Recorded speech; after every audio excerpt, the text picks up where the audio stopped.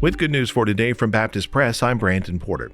As the emotional and physical trauma from the damage brought by Hurricane Ian continues to impact the Southwest Florida peninsula, Grace Baptist Church expanded its ministry response by hosting a town hall-type meeting earlier this week for those with insurance questions. The church building itself sustained damage to its roof and will need to be replaced. That's according to Senior Pastor Tom Askell. The church hosted the event for residents who are still in need of repairs, resources, and reconstruction. He says they're back on their regular schedule for worship services at the church. They met outside a few times as temperatures cooled during the fall. The first post-Ian service on Sunday, October the 2nd, was held in a darkened fellowship hall as attendees spilled outside. The producers of The Jesus Revolution, a movie depicting the famous Jesus movement of the late 1960s and 70s, would love to see the film spark a similar spiritual revival in America today.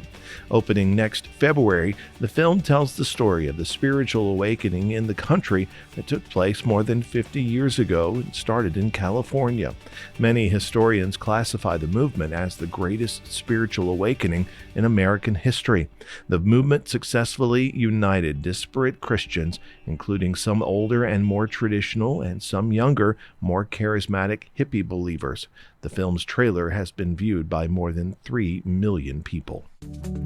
Good News for Today is made possible through our friends at the Voice of the Martyrs, a nonprofit organization that serves persecuted Christians around the world. Founded in 1967 by Richard and Sabina Wurmbrand, VOM is dedicated to inspiring believers to deepen their commitment to Christ and to fulfill His Great Commission, no matter the cost. Find out more and sign up for their free monthly magazine at vom.org/goodnews.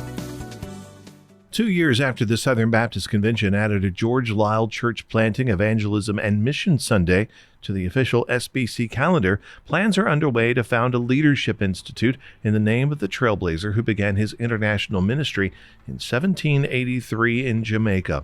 Bernard Fuller, the pastor of New Song Church and Ministries, is helping to lead the George Liele Leadership Institute of the African American Fellowship of the Baptist Convention of Maryland and Delaware.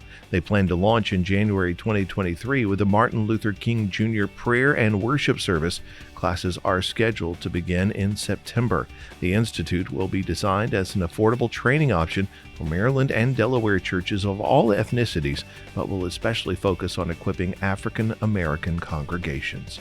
You can find more about this story and others at our website, baptistpress.com. Thanks for listening to Good News for Today.